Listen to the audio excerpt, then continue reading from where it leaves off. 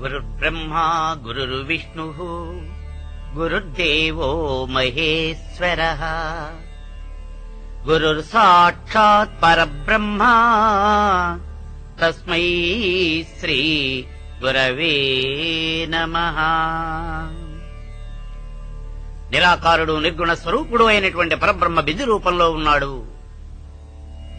అయితే బిందువు అనగానే అది ఒక చుక్క లేక వృత్తమా అనేవంటి అనుమానం వస్తుంది. అతి చిన్నదైనటువంటిదైతే చుక్క, ఆ బిందువే గనక విస్ఫోటం గనక చెందినట్లయితే అయి చరాచర జగత్తు మొత్తాన్ని వ్యాపించగలిగినటువంటిది. అణువోరణీయాం మహతో మహీయాం, అటువంటి శక్తి ఉన్నది కాబట్టే ఆ పరబ్రహ్మ బిందు రూపంలో ఉన్నాడు అని చెప్పేసి చెప్పడం జరుగుతూ ఉన్నది.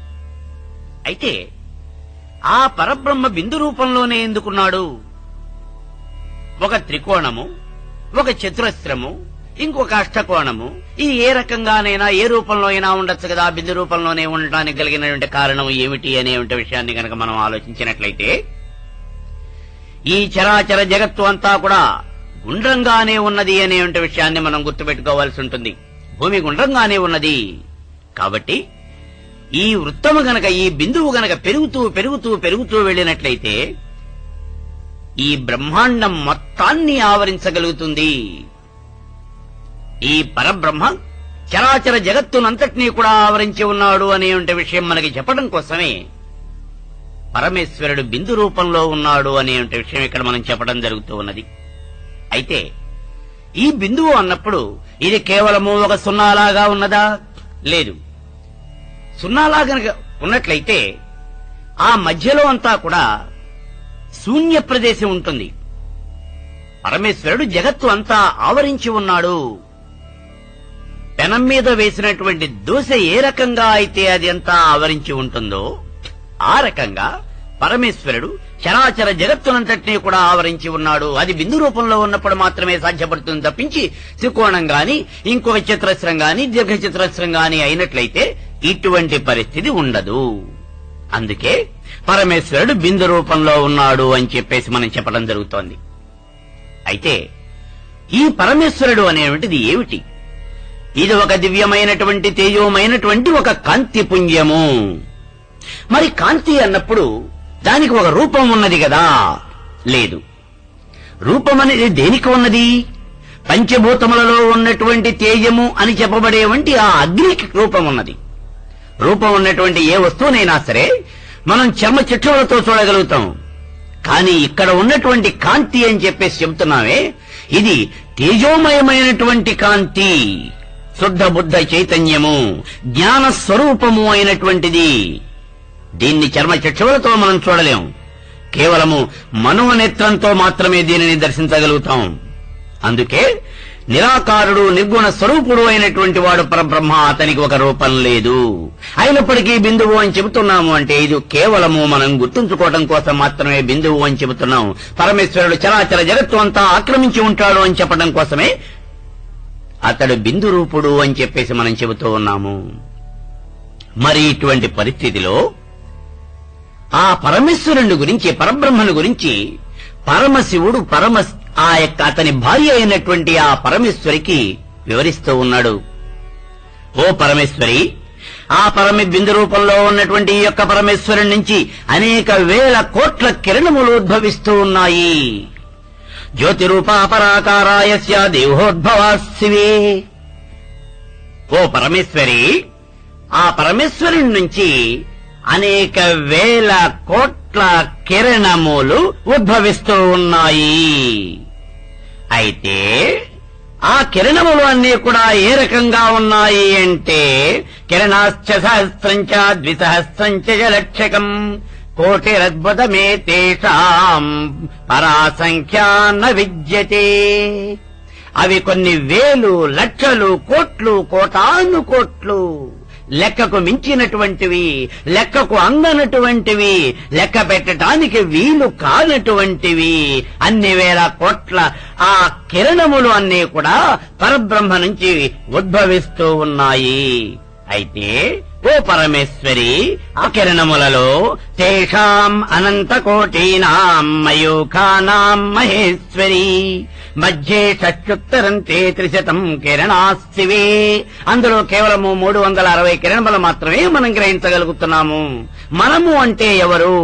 అష్టోత్తర శతం వన్నే, షోడశోత్తర శతం రవే, షట్త్రింశదుత్తర శతం చంద్రస్య కిరణాస్తివే. 108 కిరణములను అగ్ని తీసుకోగలిగాడు. 116 కిరణములను సూర్యుడు తీసుకోగలిగాడు.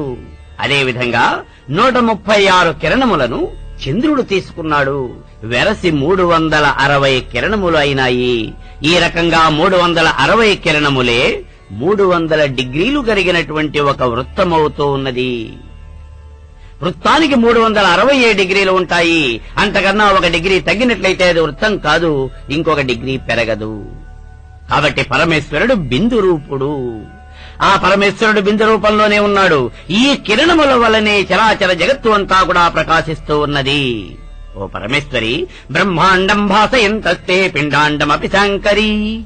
ఏ రకంగా ప్రకాశిస్తూ ఉన్నది అంటే, దివా సూర్యౌ తథా రాత్రౌ సోమో వహ్నిశ్చ సంధ్యయో.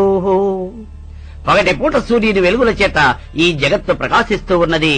రాత్రి పూట చంద్రుని యొక్క కాంతులతో ఈ చరాచర జగత్తు ప్రకాశిస్తున్నది. ఓ పరమేశ్వరి, మరి సంధ్య వేళల యందు ఎవరి కాంతులతో ప్రకాశిస్తున్నది అంటే, సంధ్య వేళల యందు అగ్ని యొక్క కాంతులతో, అంటే దీపపు యొక్క వెలుగులతో ఈ చరాచర జగత్తు అంతా కూడా ప్రకాశిస్తూ ఉన్నది. ఈ రకంగా షట్యుత్తరం 300 దినాన్యేన చాయనం. ఈ 360 రోజులు కలిగినటువంటిదే ఒక సంవత్సరము. అంటే సంవత్సరానికి కేవలము 360 రోజులు మాత్రమే ఉంటాయి. చాంద్రమానంలో గనక చూసినట్లయితే 360 రోజులు వస్తాయి. ఏ రకంగా అంటే, ప్రతిపన్నామ విజ్ఞేయ చంద్రస్య ప్రథమాకళ ద్వితీయాద్యా పక్షయో శుక్లకృష్ణయో. పాడ్యమి నుంచి పౌర్ణమి వరకు 15 తిథులు ఉంటాయి. ఇది ఒక పక్షము. అలాగే పాడ్యమి నుంచి మళ్లీ అమావాస్య వరకు 15 తిథులు ఉంటాయి. ఇది ఒక పక్షము. 2 పక్షములు కలిసినట్లయితే ఒక మాసము, 2 మాసములు ఒక ఋతువు, 3 ఋతువులు ఒక ఆయనము, 2 ఆయనములు ఒక సంవత్సరము. చాంద్రమానంలో ఈ రకంగా సంవత్సరానికి 360 రోజులు మాత్రమే ఉంటాయి. అందుకే షట్యుత్తరం 300 దినాన్యేన చాయనం. 360 రోజులు ఒక సంవత్సరము అని చెప్పేసి చెబుతూ ఉన్నాడు. అయనాత్మా మహాదేవ ప్రజాపతిరితి స్మృతి. ఆ కాలపురుషుడే ప్రజాపతి. ఇప్పుడు పరమాత్మ స్వరూపుడైనటువంటి ఆ ప్రజాపతిర్లోకకర్తా మరీచి ప్రముఖాన్ మునీన్ సృజించేతే లోకపాలాన్ తే సర్వే లోకరక్షకాః. ఆ పరమేశ్వరుడు మరీచి మొదలైనటువంటి మహామునులను, లోక పాలకులను కూడా సృష్టించాడు. వారే ఈ లోకాలన్నీ కూడా రక్షిస్తూ ఉంటారు. మరి వాళ్లలో ముఖ్యులు ఎవరు అంటే, సంహారస్య హరాయత్తః ఉత్పత్తిర్భవ నిర్మిత. లయకారకుడైనటువంటి వాడు హరుడు, అంటే రుద్రుడు. ఉత్పత్తిర్భవ నిర్మిత, సృష్టికర్త బ్రహ్మ. రక్షాతు నడ సంలగ్న, ఈ జగత్తును రక్షించేవంటి వాడు స్థితికారకుడు ఉన్నాడే, అతడు విష్ణువు. సృష్టి స్థితి లయే శివ. ఈ రకంగా సృష్టి స్థితి లయాలు అన్నీ కూడా జరుగుతూ ఉన్నాయి. ఓ పరమేశ్వరి, నియుక్త పరమేశాన్యా జగదేవం ప్రవర్తతే. చరాచర జగత్తు అంతా కూడా ఈ రకంగా నడుస్తూ ఉన్నది అని చెప్పేసి ఆ పరమేశ్వరుడు పరమేశ్వరికి పరబ్రహ్మ స్వరూపాన్ని గురించి వివరిస్తూ ఉన్నాడు. అయితే అసలు ఈ చరాచర జగత్తు అంతా కూడా ఏ రకంగా వచ్చింది, పరమేశ్వరుడే ఈ జగత్తును సృష్టించాడా అనేవంటి విషయాన్ని గనక ఒక్కసారి మనం చూసినట్లయితే, నిరాకారుడు నిర్గుణ స్వరూపుడు అయినటువంటి వాడు పరబ్రహ్మ. అటువంటి పరబ్రహ్మ ఈ చరాచర జగత్తును సృష్టి చెయ్యాలి అని చెప్పేసి సంకల్పించాడు. ఎందుకు గాను సంకల్పించాడు?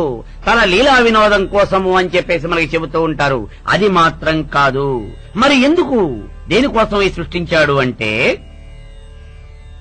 కర్మక్షయం కాకుండా తనలో ఇమిడి ఉన్నటువంటి జీవరాశులకన్నింటికీ కూడా కర్మక్షయం చేసి తద్వారా వాటికి ముక్తి కలిగించాలి అనేవంటి కోరికతో, అదే ఉద్దేశ్యంతో ఈ జగత్తును సృష్టించడం జరిగింది. అంతేకాని తన లీలా వినోదం కోసం మాత్రం కాదు.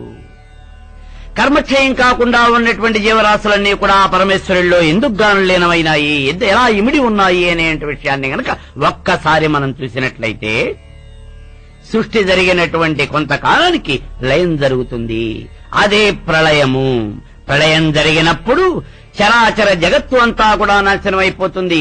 జగత్తులో ఉన్నటువంటి జీవరాశి అంతా కూడా నాశనం అయిపోతుంది. కానీ ఈ జీవరాశి అంతటికీ కర్మ పరిపక్వం మాత్రం కాదు. మరి అలా కర్మ పరిపక్వం కాకుండా ఉన్నటువంటి జీవరాశి ఏమవుతుంది? తమ యొక్క కర్మను తమతో పాటే మూటగట్టుకొని వెళ్లిపోయి ఆ పరమేశ్వరుల్లో లీనమైపోతూ ఉన్నది. మరి ఇదంతా ఎలా జరుగుతుంది అంటే ఒక్కసారి అసలు ఆ సృష్టి ఏ రకంగా జరిగింది అనే విషయాన్ని గనక చూసినట్లయితే ఇప్పుడు లయం ఎందుకు జరుగుతుంది, ఎలా జరుగుతుంది అనే విషయం మనకి పూర్తిగా అర్థమవుతుంది. ఆ సృష్టి ఎలా జరిగింది అంటే నిరాకారుడు నిర్గుణ స్వరూపుడు అయినటువంటి ఆ పరబ్రహ్మ సృష్టి చేయాలి అని సంకల్పించినటువంటి వాడై తనలో నుంచి కొంత భాగాన్ని బయటికి పంపాడు. అదే శక్తి, అదే మాయాస్వరూపిణి. ఇప్పుడు ఆ పరమేశ్వరుడి నుంచి బయటికి వచ్చిన శక్తి, పరమేశ్వరుడేమో ప్రకాశాంశ కాగా ఈ బయటికి వచ్చినటువంటి శక్తి ఉన్నదే అది విమర్శాంశ. వీరిద్దరినే ప్రకాశాంశ విమర్శాంశ అని, శివుడు శక్తి అని, కామేశ్వరి కామేశ్వరుడు అని, రాజరాజేశ్వరి రాజరాజేశ్వరుడు అని ఇలా అనేకానేకమైనటువంటి పేర్లతో పిలుస్తూ ఉంటాం. వీళ్ళనే మనం ప్రకృతి పురుషుడు అని కూడా అంటూ ఉంటాము. ఈ రకంగా పరమేశ్వరుడి నుంచి కొంత శక్తి బయటికి వచ్చింది అంటే బిందువులో నుంచి కొంత భాగం బయటికి వచ్చింది. మరి బిందువులో నుంచి కొంత భాగం ఎప్పుడైతే బయటికి వచ్చిందో ఆ బిందువునందు ఖాళీ ఏర్పడదా? ఏర్పడదు. ఎందుకని? పూర్ణమద పూర్ణమిదం పూర్ణాత్ పూర్ణముదచ్యతే పూర్ణస్య పూర్ణమాదాయ పూర్ణమేవావశిష్యతే. పరమేశ్వరుడు బిందు రూపుడు. ఒక సున్నా అనుకోండి, ఆ సున్నాలో నుంచి ఇంకో సున్నా తీసేసినా సున్నా విలువ మారదు. లేదా ఒక సున్నాకి ఇంకో సున్నా కలిపినప్పటికీ ఆ సున్నా యొక్క విలువ మారదు. అట్లాగే పరమేశ్వరుడి నుంచి ఈ శక్తి బయటికి వచ్చినప్పటికీ కూడా పరమేశ్వరుడు బిందు రూపంగా అలాగే ఉండిపోయాడు, అలాగే ఉంటాడు. ఇప్పుడు ఆ పరమాత్మ నుంచి బయటికి వచ్చినటువంటి శక్తి ఏ రూపంలో ఉన్నది అంటే త్రికోణాకారంలో ఉన్నది. అందుకే త్రికోణ రూపిణీ శక్తి బిందు రూప పరశివ. శక్తి త్రికోణ రూపంలో ఉంటుంది, ఆ పరమేశ్వరుడేమో బిందు రూపంలో ఉంటాడు. ఇప్పుడు ఈ రకంగా ఉన్నటువంటి ఈ శివశక్తులు ఇద్దరు వేరు కాదు. వారిద్దరూ ఒకటే. ఒకే నాణానికి రెండు వైపులా ఉన్నటువంటి బొమ్మ బొరుసు లాంటి వాళ్ళు. నిరాకారుడు నిర్గుణ స్వరూపుడు అయినటువంటి ఆ పరబ్రహ్మ నాణానికి ఒకవైపు ఉన్నటువంటి బొరుసు అయితే ఆకారము కలిగినటువంటి ఈ పరమేశ్వరి ఉన్నదే ఆ పరమేశ్వరి నాణ్యానికి రెండో వైపు ఉన్నటువంటి బొమ్మ. అంతేకాని వీళ్ళిద్దరూ వేరు కాదు, వీళ్ళు ఇద్దరూ ఒక్కటే. ఆ పరమేశ్వరియే శక్తి, ఆవిడే మాయాస్వరూపిణి. ఆ శక్తి నుంచే నామరూపాత్మకమైనటువంటి జగత్తు అంతా ఆవిర్భవించింది. ఎలా ఆవిర్భవించింది? సృష్టి ఏ రకంగా జరిగింది? ఊర్ధ్వమూలమధశాఖం అశ్వత్థం పాహురవ్యయం. మొదలు పైకి, కొమ్మలు కిందికి ఉన్నటువంటి అశ్వత్థ వృక్షాన్ని తెలుసుకో. పరమేశ్వరుడు బిందురూపుడు, అదే మూలము, దాని నుంచి త్రికోణము, ఇది కాండము. ఈ కాండము నుంచే నామరూపాత్మకమైనటువంటి జగత్తు అంటే రెండు శాఖలు ఏర్పడినాయి. అది ఏ రకంగా జరిగింది అనే విషయాన్ని చూద్దాం. ముందుగా నామాత్మకమైనటువంటి జగత్తు త్రికోణం నుంచి ముందుగా పరబ్రహ్మ స్వరూపం నుంచి ఓంకారం అనేది ఉద్భవించింది. ఆ ఓంకారం నుంచి అక్షర సమామ్నాయమంతా కూడా వచ్చింది. అక్షరాల నుంచి పదాలు వచ్చినాయి, పదాల నుంచి వాక్యాలు వచ్చినాయి. ఆ తర్వాత వేదాలు, వేదాంగాలు, ఉపనిషత్తులు, శాస్త్రాలు, సంగీతము, సాహిత్యము, పురాణాలు, ఈ రకంగా నామాత్మకమైనటువంటి జగత్తు అంతా కూడా ఆవిర్భవించింది. ఇక రూపాత్మకమైనటువంటి జగత్తు రెండవ వైపు నుంచి వచ్చింది. ఈ రూపాత్మకమైనటువంటి జగత్తు ఎలా వచ్చింది అంటే రూపమైనటువంటి త్రికోణం నుంచి ముందుగా సత్వరజస్తమో గుణాలు అనేటువంటి గుణత్రయం ఆవిర్భవించింది. ఈ మూడు గుణాలకు కూడా మూడు శక్తులు ఉన్నాయి. అవే ఇచ్ఛా జ్ఞాన క్రియాశక్తులు. సత్వగుణానికి జ్ఞానశక్తి, రజోగుణము క్రియాశక్తి, తమోగుణము అనేది ఇచ్ఛాశక్తి. తమోగుణ ప్రధానమైనటువంటి ఇచ్ఛాశక్తి కారణంగానే పంచభూతముల యొక్క లక్షణాలైనటువంటి పంచతన్మాత్రలు, అవే శబ్ద స్పర్శ రూప రస గంధములు అని చెప్పేసుకుంటాం, ఈ పంచతన్మాత్రలు ఉద్భవించినాయి. ఈ పంచతన్మాత్రల నుంచి పంచభూతములు ఉద్భవించినాయి. ఈ పంచభూతాలు ఎలా వచ్చినాయి? మొట్టమొదటిగా ఆకాశం ఉద్భవించింది. ఆకాశాద్వాయు, వాయోరగ్ని, అగ్నిరాపః, ఆపః పృథివీ. ఈ రకంగా మొట్టమొదటిగా ఆకాశం ఉద్భవించింది. ఆకాశం నుంచి వాయువు, వాయువు నుంచి అగ్ని, అగ్ని నుంచి జలము, జలము నుంచి భూమి, పంచభూతములు కూడా ఏర్పడ్డాయి. ఈ పంచభూతములు ఏర్పడిన తరువాత అవి పంచీకరణం చెందినాయి. పంచీకరణం చెందటము అంటే ఒక్కొక్క భూతాన్ని గనక 2 భాగములుగా చేసినట్లయితే ఆ భూతము యొక్క తత్వము అనేది ఒక భాగంలో ఉంటుంది. రెండవ భాగంలో మిగిలినటువంటి 4 భూతముల యొక్క తత్వములు ఇమిడి ఉంటాయి. దీన్ని పంచీకరణము అని అంటారు. ఉదాహరణకి మనం ఆకాశాన్ని గనక తీసుకున్నట్లయితే ఆకాశంలో సగభాగం ఆకాశతత్వం ఉంటుంది. మిగిలినటువంటి సగభాగంలో వాయువు, అగ్ని, జలము, భూమి, ఈ 4 కూడా ఉంటాయి. ఈ రకంగా ప్రతి భూతంలోనూ కూడా సగభాగము ఆ యొక్క భూతమైతే మిగిలినటువంటి సగభాగము మిగిలిన 4 భూతములు ఉంటాయి. దీన్నే పంచీకరణం చెందటము అని అంటారు. ఈ రకంగా పంచీకరణం జరిగిన తరువాత త్రిశక్తుల త్రిగుణముల యొక్క కలయికతో చరాచర జగత్తు అంతా కూడా ఏర్పడింది. అంటే ఈ సృష్టి జరిగిపోయింది. ఈ జగత్తులోని ప్రాణికోటి అంతా కూడా ఉద్భవించింది. ప్రాణికోటి అంతా ఉద్భవించిన తరువాత కొంతకాలానికి, అంటే ఎంతకాలం, కల్పాంతం అయిపోయిన తరువాత, కొన్ని వేల కోట్ల సంవత్సరాలు పూర్తి అయిన తరువాత కల్పాంతానికి ప్రళయం సంభవించింది. ఈ రకంగా ప్రళయం సంభవించినప్పుడు జగత్తులోని ప్రాణికోటికి అంతరికీ కర్మక్షయం కాలేదు. కర్మక్షయం అయిపోయినటువంటి ప్రాణికోటి అంతా కూడా సాయుధ్యం పొందింది, పరబ్రహ్మలో లీనమైపోయింది. మరి ఆ రకంగా కర్మక్షయం కానటువంటి ఈ ప్రాణికోటి అంతా కూడా ఏం చేస్తూ ఉన్నది అంటే తమ యొక్క కర్మను తమతో పాటుగా మూటగట్టుకున్నటువంటివై మాయాస్వరూపిణి అయినటువంటి ఆ పరమేశ్వరుని చేరుతూ ఉన్నాయి. అది ఏ రకంగా జరిగింది? ప్రళయం ఎలా సంభవిస్తుంది అంటే సృష్టి ఏ రకంగా అయితే వచ్చిందో అదే రకంగా కింద నుంచి పైకి ప్రళయం అయింది. అంటే భూమి జలంలో కలిసిపోయింది, జలం అగ్నిలో కలిసిపోయింది, అగ్ని వాయువులో కలిసిపోయింది, వాయువు ఆకాశంలో కలిసిపోయింది. ఈ ఆకాశం అనేది మాయాస్వరూపమైనటువంటి ఆ శక్తిలో కలిసిపోయింది. ఈ రకంగా మాయాశక్తి స్వరూపమైనటువంటి ఈ యొక్క పరమేశ్వరి జగత్తులో కర్మక్షయం కాకుండా మిగిలి ఉన్నటువంటి ఈ జీవరాశులు అన్నింటినీ కూడా తనలో కలుపుకొని పరమేశ్వరుల్లో లీనమైపోయింది. ఇప్పుడు నిరాకారుడు నిర్గుణ స్వరూపుడు అయినటువంటి ఆ పరబ్రహ్మ సృష్టి చేయాలి అని సంకల్పించాడు. ఎందుకు సంకల్పించాడు అంటే తనలో ఇమిడి ఉన్నటువంటి కర్మ పరిపక్వం కాకుండా ఉన్నటువంటి ఈ జీవరాశికంతటికీ కూడా మళ్లీ కర్మక్షయం చేసి వాటన్నింటికీ కూడా మోక్షం ప్రసాదించాలి అనేటువంటి ఉద్దేశ్యంతో మాత్రమే ఈ సృష్టి చేయాలి అని చెప్పేసి సంకల్పించాడు. అంతేకాని తన లీలా వినోదం కోసం మాత్రం కాదు. పరమేశ్వరుడు నిరాకారుడు, నిర్గుణ స్వరూపుడు. అతనికి కోర్కెలు ఉండవు, ఏ రకమైనటువంటి గుణాలు ఉండవు, సుఖ దుఃఖాలు ఉండవు, పాప పుణ్యాలు ఉండవు.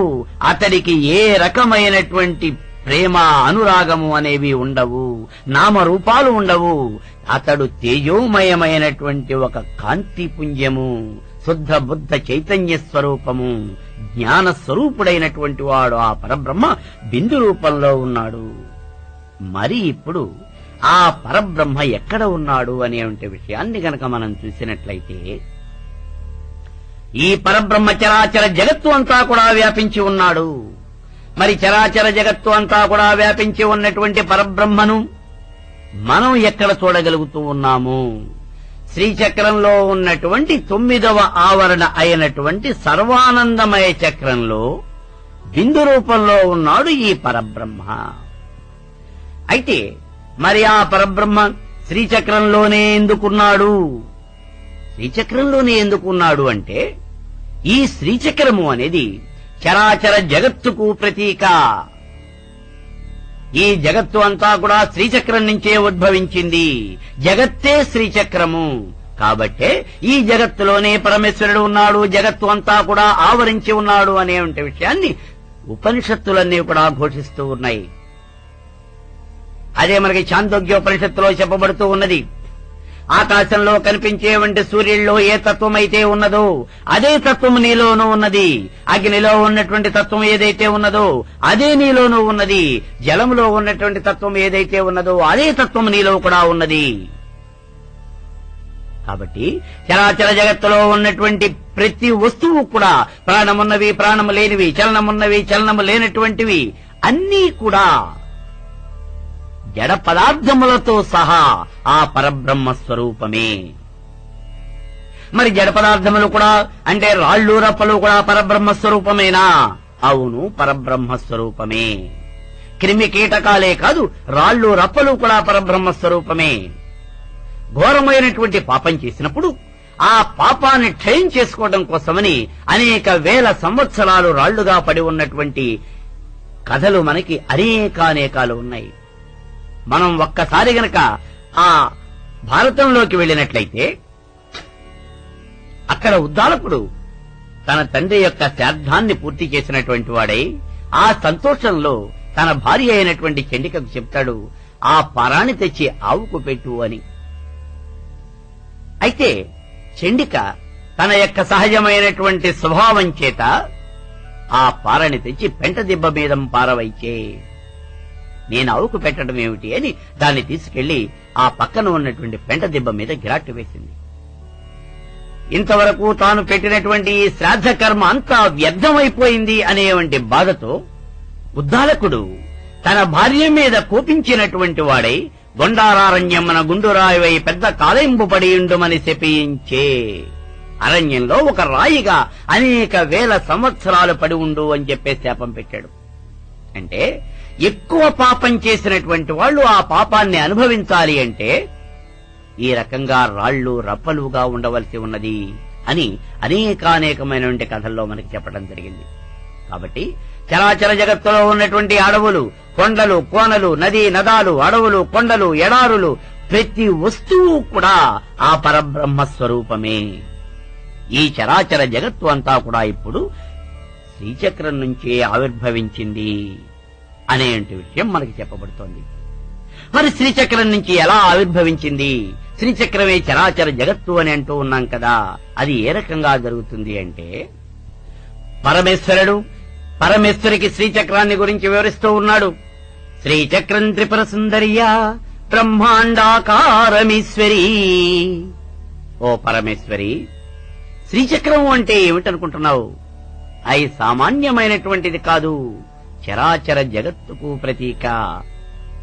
ఎందుకని అంటే పంచభూతాత్మకం చైవ తన్మాత్రాత్మకమేవ చ ఇంద్రియాత్మకమేవంచ మనస్తత్వాత్మకం తదా మాయాది తత్వరూపం చ తత్వాతీతం చ బైందవం బైందవే జగదుత్పత్తి స్థితి సంహారకారిణీం సదాశివేన సంపృక్త సర్వతత్వాత్మికా సతీ. శ్రీచక్రం త్రిపుర సుందర్యా బ్రహ్మాండాకారమీశ్వరీ. ఓ పరమేశ్వరి, శ్రీచక్రము అంటే సామాన్యమైనటువంటిది కాదు, చరాచర జగత్తుకు ప్రతీక.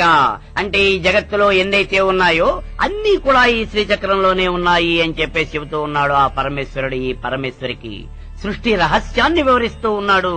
ఎలాగట అంటే పంచభూతాత్మకం చైవ తన్మాత్రాత్మకమేవ చ. ఈ సృష్టి అంతా ఎలా జరిగింది? మొట్టమొదటగా తన్మాత్రలు ఉద్భవించినాయి. శబ్ద స్పర్శ రూప రసగంధములు అనబడేవంటి తన్మాత్రలు వచ్చినాయి. ఆ తన్మాత్రల నుంచి పంచభూతాలు వచ్చినాయి అని చెప్పేసి మనం చెప్పుకున్నాం. ఈ పంచభూతముల తన్మాత్రల యొక్క తత్వములు అన్నీ కూడా ఈ శ్రీచక్రంలోనే ఉన్నాయి. తత్వము అంటే స్వభావము, వాటి యొక్క స్వభావాలన్నీ కూడా అంటే ఆ పంచభూతములు తన్మాత్రల యొక్క స్వభావాలన్నీ కూడా జగత్తులో సృష్టికి అవసరమైనటువంటి ఆ భూతముల యొక్క తన్మాత్రల యొక్క స్వభావములన్నీ శ్రీచక్రంలోనే ఉన్నాయి. అంటే చరాచర జగత్తు అంతా కూడా శ్రీచక్రంలోనే ఉన్నది. అంతేకాదు పరమేశ్వరి, ఇంద్రియాత్మకమేవంచ మనస్తత్వాత్మకం తథా. మానవ శరీరంలో ఉన్నటువంటి ఇంద్రియాలు, జ్ఞానేంద్రియాలు, కర్మేంద్రియాలు, మనస్సు అనబడేటటువంటి 11 ఇంద్రియాలు మొత్తం ఇవి. ఈ 11 ఇంద్రియముల యొక్క తత్వములు అన్నీ కూడా ఈ శ్రీచక్రంలోనే ఉన్నాయి. అంటే చరాచర జగత్తులో ఉన్నటువంటి విశ్వ మానవాళి అంతా కూడా ఈ శ్రీచక్రంలోనే ఉన్నది. అయితే జ్ఞానేంద్రియాలు, కర్మేంద్రియాలు అనేవి ప్రతి జీవికి కూడా సహజంగా ఉండేటువంటివి. జ్ఞానేంద్రియముల యొక్క తత్వములు, కర్మేంద్రియముల యొక్క తత్వములు శ్రీచక్రంలో ఉన్నాయి అని చెప్పడంలో విశేషం ఏమంటే, జగత్తులో ఉన్నటువంటి జీవరాశి అంతా కూడా శ్రీచక్రంలోనే ఉన్నది.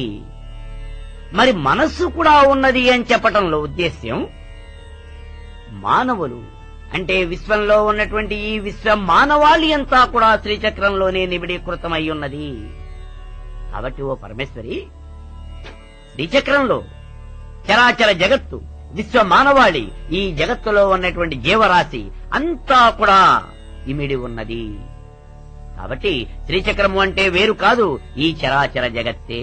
ఇంతే కాదు పరమేశ్వరి, మాయాది తత్వరూపంచ తత్వాతీతంచ బైందవం. మాయాది తత్వరూపంచ, మాయా, శుద్ధ విద్య, మహేశ్వరుడు, సదాశివుడు అనబడేంటి 4 తత్వాలు వెరసి 25 తత్వములు ఉన్నాయి. పంచభూతములు 5, తన్మాత్రములు 5, జ్ఞానేంద్రియాలు 5, కర్మేంద్రియాలు 5, 20, మనస్సు 1, 21, మాయా, శుద్ధ విద్య, మహేశ్వరుడు, సదాశివుడు అనబడేంటి తత్వాలు 4 వెరసి 25 తత్వములు.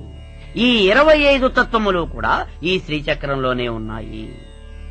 ఓ పరమేశ్వరి, తత్వాతీతంచ బైందవం, ఈ తత్వాలన్నింటికీ అతీతమైనటువంటిది బిందువు. ఆ బిందువు నుంచే బైందవే జగదుత్పత్తి స్థితి సంహారకారిణి. ఆ బిందువునందు ఈ చరాచర జగత్తు సృష్టి స్థితి లయాలకు కారణమైనటువంటి ఆ పరమేశ్వరి సదాశివేన సంపృక్త సర్వతత్వాత్మికా సతి. ఈ తత్వములు సర్వతత్వములకు అతీతమైనటువంటిది 26వ తత్వమైనటువంటి ఆ యొక్క పరమేశ్వరి సదాశివుడితో కూడి ఉన్నది. అది శ్రీచక్రములోని 9వ ఆవరణ అయినటువంటి ఆ బిందువునందు ఉన్నది.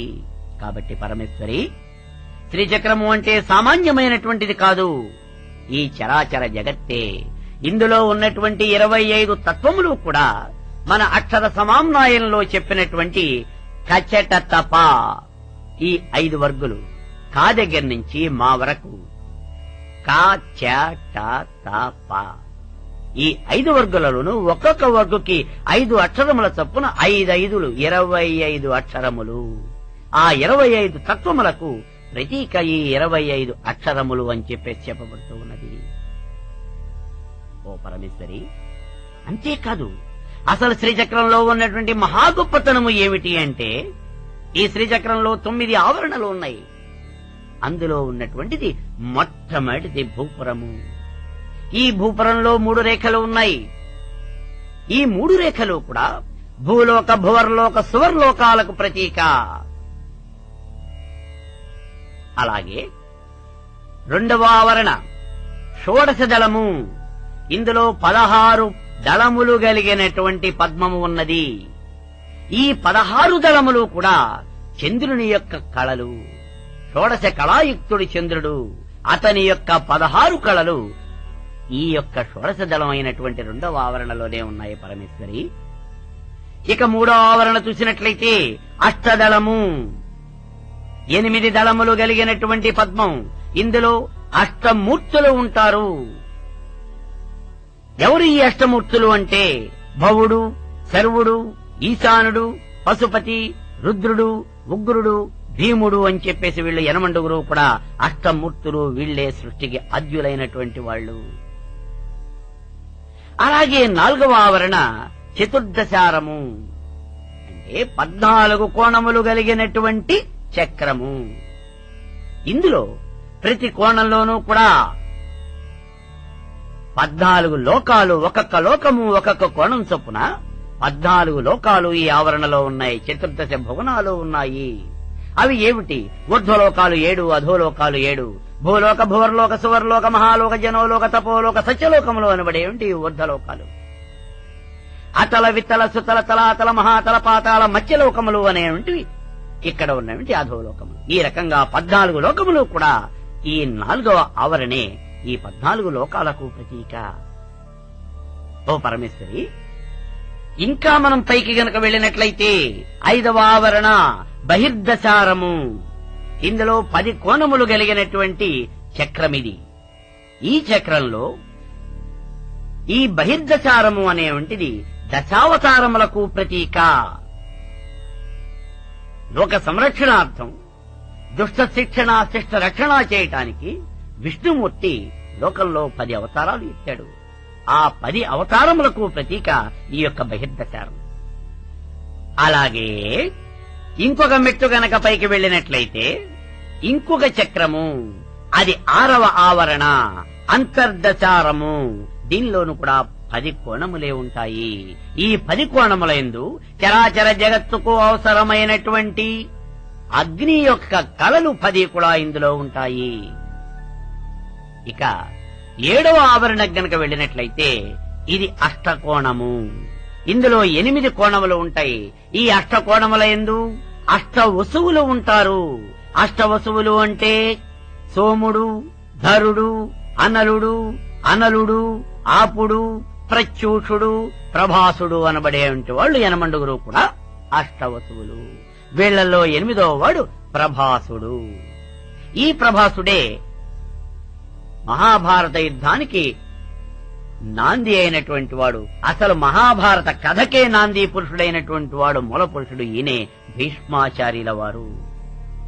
ఇక 8వ ఆవరణలోకి గనక ప్రవేశించినట్లయితే 8వ ఆవరణ త్రికోణము. ఈ త్రికోణం నుంచే చరాచర జగత్తు అంతా కూడా సృష్టించబడింది అని చెప్పేసి మనం చెబుతూ ఉన్నాం. ఈ త్రికోణంలో 3 కోణములు ఉన్నాయి.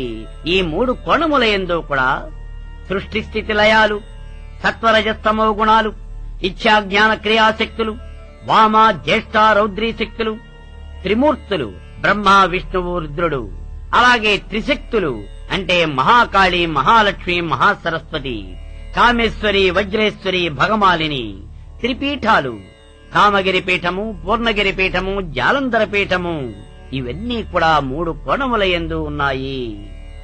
అలాగే ఈ త్రికోణములోని 3 గీతల మీద కూడా తిథులు, ఒక్కొక్క గీత మీద 5 చొప్పున 3 గీతల మీద 3 5 15 తిథులు ఉన్నాయి. ఒక్కొక్క గీత మీద 16 అక్షరములు చొప్పున. మొదటి గీత మీద ఆ నుంచి అహా వరకు, రెండవ గీత మీద కా నుంచి తా వరకు, మూడవ గీత మీద థా నుంచి సా వరకు 48 అక్షరములు ఉన్నాయి. మరి అక్కడ మిగిలిపోయినవి 2 హకారము, క్షకారము. మరి ఇవి ఎక్కడ ఉన్నాయి అంటే హకారము సర్వత్రా వ్యాపించి ఉన్నది. క్షకారము అనేది కాషాల యొక్క మిశ్రమం కాబట్టి దీన్ని వదిలివేయండి అని చెప్పేసి చెప్పింది మంత్రశాస్త్రం. ఈ రకంగా అక్షర సమామ్నాయమంతా కూడా ఈ త్రికోణమునందే ఉన్నది. అంతేకాదు పరమేశ్వరి, నిత్యలు 16 నిత్యలు 16 ఉన్నాయి. మొత్తం నిత్యాదేవతలు కామేశ్వరి, శ్రీ భగమాలిని, నిత్యక్లిన్నే పేరుండే వన్నివాసిని, మహావజ్రేశ్వరి, శివదూతి త్వరిచే కులసుందరి, నిత్యే నీలపతాకే విజయే సర్వమంగళే, జ్వాలామాలిని, చిత్రే మహానిత్యే. మొత్తం 16 నిత్యలు ఇవి. ఈ 16 నిత్యలు కూడా ఒక్కొక్క గీత యందు 5 5 5 చొప్పున 3 గీతల మీద 15 నిత్యలు ఉండగా 16వ నిత్య అయినటువంటి ఆ మహానిత్య బిందువునందు ఉన్నది. అదే విధంగా చంద్రుని కళలు 16 కళలు, షోడశ కళాయుక్తుడి చంద్రుడు.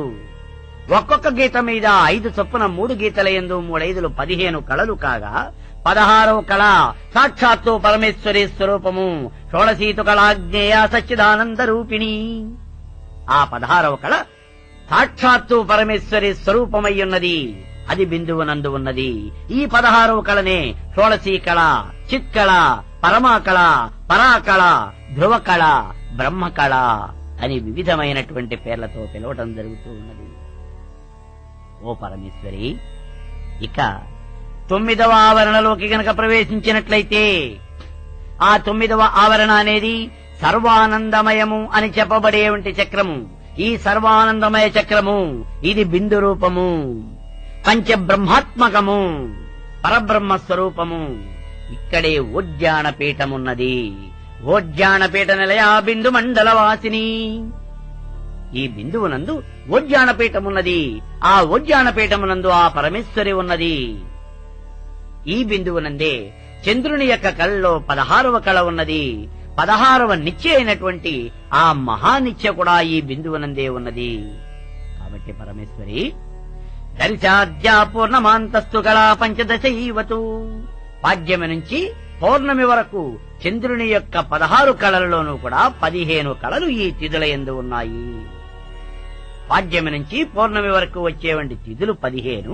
ఇవి 15 చంద్రకళలే కాగా షోడశీతు కళాజ్ఞేయ సచ్చిదానంద రూపిణి. 16వ కళ అనేది సాక్షాత్తు పరబ్రహ్మ స్వరూపము. అదే పరమేశ్వరి స్వరూపము. అది బిందువునందు ఉన్నది. కాబట్టి పరమేశ్వరి ఈ రకంగా శ్రీచక్రమే చరాచర జగత్తు. ఇందులోనే ఆ పరబ్రహ్మ బిందు రూపంలో ఉన్నాడు. అందుకే శ్రీచక్రాన్ని గనక అర్చించినట్లయితే ఇహ పర సౌఖ్యాలు అన్నీ కూడా వనగొడతాయి అని చెప్పేసి చెప్పబడుతూ ఉన్నది. ఓ పరమేశ్వరి, అది ఏ రకంగానంటావా? మామూలుగా సాధకులకి యత్రాభిభోగో నచ తత్ర మోక్షః, యత్రాపి మోక్షో నచ తత్ర భోగః. ఎక్కడైతే భోగం ఉంటుందో అక్కడ మోక్షము ఉండదు. ఐహికమైనటువంటి సుఖముల యొక్క లంపటంలో మునిగిపోయి ఓలలాడుతున్నటువంటి ఏ పురుషుడికి కూడా మోక్షం సిద్ధించదు. అందుకే యత్రాభిభోగో నచ తత్ర మోక్ష. భోగం ఉన్నటువంటి తోట మోక్షం ఉండదు. మోక్షం కావాలి అంటే భోగాన్ని త్యాగం చేయాలి. కాని శ్రీ సుందరీ సేవన తత్పరాణాం భోగస్య మోక్షస్య కరస్తయేవా. ఆ పరమేశ్వరిని గనక మనం ఆరాధించినట్లయితే, అర్చించినట్లయితే, ప్రార్థించినట్లయితే అటువంటి సాధకుడికి ఇహము పరము అంటే ఈ లోకంలో ఉన్నటువంటి భోగభాగ్యాలు వస్తాయి. పరలోకంలో ఉన్నటువంటి సాయుధ్యము అంటే ముక్తి కలుగుతుంది. ఇది ఎలా కలుగుతుంది? మనకి భోగభాగ్యాలు వస్తాయి కాబట్టి ఈ వచ్చినటువంటి ధనధాన్యాలన్నీ ఇంకెవరికైనా గనక మనం దానం చేస్తూ ఉన్నట్లయితే అప్పుడు మనకి మోక్షం వస్తుందా? లేదు, అలా ఎప్పుడూ జరగదు. మనం దాన ధర్మాలు గనక చేసినట్లయితే పుణ్యం వస్తుంది. పుణ్యం వస్తే జరిగేదేమిటి? స్వర్గలోకం ప్రాప్తిస్తుంది. స్వర్గలోకంలో మనం అనేకమైనటువంటి సుఖాలన్నీ కూడా పొందినటువంటి వాళ్ళమై ఆ తరువాత మళ్లీ భూలోకంలో ఇంకా మంచి జన్మ ఎత్తటానికి కారణమవుతుంది. ఇంకా మంచి జన్మ ఒక అధికారం ఉన్నటువంటి వాడుగానో, లేకపోతే ఒక ధనవంతుడుగానో, లేదా ఒక సత్పురుషుడుగానో, ఒక మహానుభావుడుగానో మళ్లీ మనం జన్మించడం జరుగుతుంది. ఇదంతా కూడా మనం గత జన్మలో చేసుకున్నటువంటి పుణ్యఫల విశేషము. అంతేగాని మోక్షం మాత్రం రాదు. మరి మోక్షం రావాలి అంటే ఏం కావాలి? కర్మని పూర్తిగా అనుభవించాలి. పుణ్యకార్యములు చేయటం చేత మోక్షం రాదు. కర్మలు చేయటం చేత మోక్షం రాదు. యోగంతో మోక్షం రాదు. మరి దేనివల్ల వస్తుంది? కేవలము జ్ఞాన సిద్ధి వల్లనే మోక్షం వస్తుంది. చరాచర జగత్తు అంతా పరబ్రహ్మ స్వరూపము. నేనే ఆ పరబ్రహ్మ స్వరూపుడను. నేనే ఈ చరాచర జగత్తును. ఈ జగత్తు అంతా నాలోనే నిండి ఉన్నది. ఆ పరబ్రహ్మ స్వరూపుడు నాయందే ఉన్నాడు. నేనే సాక్షాత్తు పరబ్రహ్మను అనేవంటి స్థితికి ఎవడైతే చేరగలుగుతాడో అతడు మాత్రమే మోక్షానికి అర్హుడు. మోక్షం గనక కావాలి అంటే కర్మశేషం ఉండకూడదు. పుణ్యఫలం గనక ఉన్నట్లయితే ఆ పుణ్యఫలాన్ని అనుభవించడం కోసం మళ్లీ ఉత్తర జన్మ ఎత్తవలసి వస్తుంది. పాప ఫలం గనక ఉన్నట్లయితే దాన్ని అనుభవించడానికి మళ్లీ జన్మ ఎత్తవలసి వస్తుంది. కాబట్టి మోక్ష ప్రాప్తి కావాలి అంటే కర్మశేషం అనేది ఏది కూడా మిగలకూడదు. కానీ ఇప్పుడు పరమేశ్వరుని గనక అర్చించినటువంటి వాళ్ళు వీళ్లకి ఇటు భోగము ఇటు మోక్షము అంటే ఇహలోకంలో ఉండేవంటి భోగభాగ్యాలు, పరలోకంలో ఉండేవంటి మోక్షము కూడా ఎవరికి ఏది కావాలి అంటే అది వస్తుంది అని చెప్పేసి చెబుతూ ఉన్నారు. ఇది ఎలా సంభవిస్తుంది అంటే ముందుగా ఇహలోకంలో ఉండేవంటి భోగభాగ్యాలు ఏ రకంగా వస్తాయి అనే విషయాన్ని చూద్దాం. కామ్యవాదులు అంటే ఈ లోకంలో ఉన్నటువంటి భోగభాగ్యాలు అన్ని కూడా పొందాలి అనుకునేవంటి వాళ్ళు, అధికారం కావాలి అనుకునేవంటి వాళ్ళు, పేరు ప్రతిష్ట కావాలి అనుకునేవంటి వాళ్ళు, వీళ్ళందరూ కూడా ఈ శ్రీచక్రాన్ని అర్చిస్తారు. దీన్నే బాహ్య పూజ అని అంటారు. బాహ్య పూజ అంటే మన ఎదురుగా ఒక శ్రీచక్రాన్నో లేదా ఒక అమ్మవారి ఫోటోనో, అమ్మవారి యొక్క విగ్రహాన్నో, ఒక యంత్రాన్నో పెట్టి దాన్ని మనం పూజ చేయటము. ఈ రకంగా బాహ్య పూజ చేసేటువంటి వాళ్ళకి ఈ శ్రీచక్రంలో 9వ ఆవరణ అయినటువంటి సర్వానందమయ చక్రమునందు ఉన్నటువంటిది సాకారమైనటువంటి పరమేశ్వరి. అంటే ఆ పరమేశ్వరికి ఒక ఆకారము ఉన్నది. మనం ఏ ఆకారం అయితే ఊహించుకుంటున్నామో ఆ ఆకారమే ఆ పరమేశ్వరికి ఉన్నది అని చెప్పేసి చెబుతూ ఉన్నాం. అయితే ఆ పరమేశ్వరి ఏ ఆకారంలో ఉన్నది అంటే ఆమె పరమశివుని యొక్క పర్యంకమనందు ఆసీనురాలై ఉంటుంది. ఆవిడ ఎలా ఉంటుంది అంటే దేవి భాగవతంలో చెబుతూ ఉన్నాడు, తత్రాస్తే పరమేశాని భువనేశో విరాజితే. ఆ చింతామణి గృహంలో అక్కడ భువనేశ్వరుడు, ఆ మహేశ్వరుడు కూర్చొని ఉన్నాడమ్మా. ఆ మహేశ్వరుడి యొక్క అంకభాగమునందు ఈ పరమేశ్వరి ఆసీనై ఉన్నది. మరి ఇక్కడ పరమేశ్వరుడు పరమేశ్వరి ఇద్దరు విడివిడిగా ఎలా ఉన్నారు అంటే, యాదేవీ నిజ లీలార్థం ద్విధాభూతా బభూవ. ఇద్దరు విడివిడిగా లేరు, ఇద్దరు ఒక్కటే. కాని ఆ పరమేశ్వరి తన లీలా వినోదం కోసం అని చెప్పేసి రెండుగా మనకు కనిపిస్తూ ఉన్నది. ప్రకృతి పురుషులుగా, శివశక్తులుగా మనకు కనిపిస్తూ ఉన్నది, కాని రెండు ఒక్కటే. అటువంటి ఆ యొక్క భువనేశ్వరుని యొక్క వామాంకేష నిషన్నా స్వదేవి శ్రీ భువనేశ్వరి, అతని యొక్క ఎడమ అంకభాగమునందు వామాంకమునందు ఆ పరమేశ్వరి ఆసీనురాలై ఉన్నది. ఎలా ఉన్నదట ఆ పరమేశ్వరి అంటే, నవరత్నగణాకీర్ణ కాంచీదామ విరాజిత తప్త కాంచన సన్నద్ధ వైడూర్యాంగద భూషణ కనశ్చైచక్ర తాటంక విటంక వదనాంబుజ లలాట కాంతి విభవ విజితార్థ సుధాకర. ఆ దేవి అనేకానేకమైనటువంటి ఆభరణములతో, దివ్యమైనటువంటి కాంతులతో విరాజిల్లుతూ ఉన్నది. ఈ రకంగా శివశక్తులు ఇద్దరూ కూడా ఆ సర్వానందమయ చక్రము అనబడేవంటి బిందు రూపమునందు ఉన్నారు. మరి అక్కడ పరమేశ్వరికి ఎన్ని బాహువులు ఉన్నాయి? ఆ పరమేశ్వరికి 4 ఉన్నట్టుగా మనకి లలితా శాస్త్రంలో చెప్పబడుతూ ఉన్నది. చతుర్బాహు సమన్విత రాగస్వరూప పాశాఢ్య క్రోధాకారాంకుశోజ్వల. ఆ పరమేశ్వరికి అక్కడ 4 బాహువులు ఉన్నాయి. వాటిల్లో రాగరూపమైనటువంటి పాశము, క్రోధరూపమైనటువంటి అంకుశము ఉన్నాయి. ఇక మిగిలిన 2 చేతుల యందు ఒక చేతిలో మనోరూపేక్షుకోదండా పంచతన్మాత్ర సాయక, ఒక చేతిలో ఇక్షుదండము, ఇంకొక చేతిలో పంచతన్మాత్రలు, ఇవే బాణములు. ఈ రకంగా 4 చేతుల యందు కూడా వీటిని ధరించినదై ఆ పరమేశ్వరి అక్కడ విరాజిల్లుతూ ఉన్నది.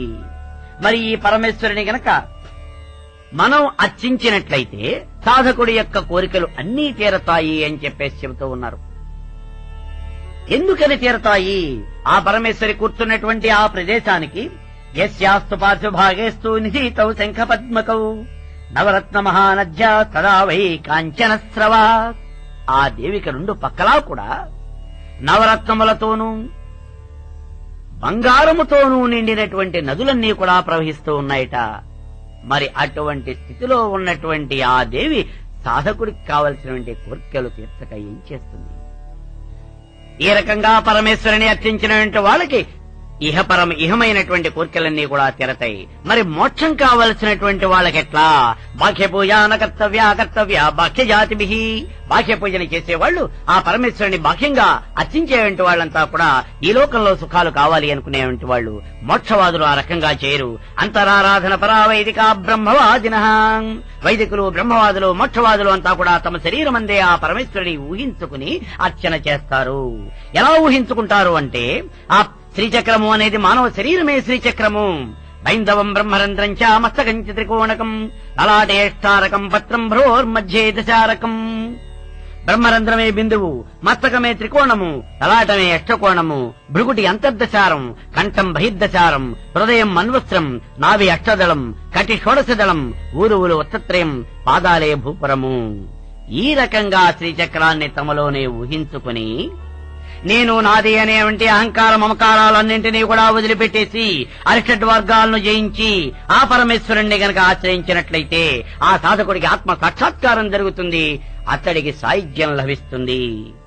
కాబట్టి పరబ్రహ్మ స్వరూపమైనటువంటి ఆ పరమేశ్వరుని అర్చించినటువంటి వాళ్ళకి ఏది కావాలంటే అది, ఈ లోకంలో ఉండే భోగభాగ్యాలు కావాలంటే భోగభాగ్యాలు, లేదా పరలోకంలో ఉండేవంటి శాశ్వతమైనటువంటి ఆనందం సాయుధ్యం కావాలంటే సాయుధ్యము, ఏదైనా సరే వాళ్ళు కోరుకున్నటువంటిది లభిస్తుంది. కాబట్టి భక్తులందరూ కూడా ఆ దేవిని అర్చించి ఆవిడ యొక్క అనుగ్రహానికి పాత్రులవుతారు అని ఆశిస్తూ ఓం శాంతి శాంతి శాంతి. సర్వే జనా సుఖినో భవంతు. ఓం తత్సతు.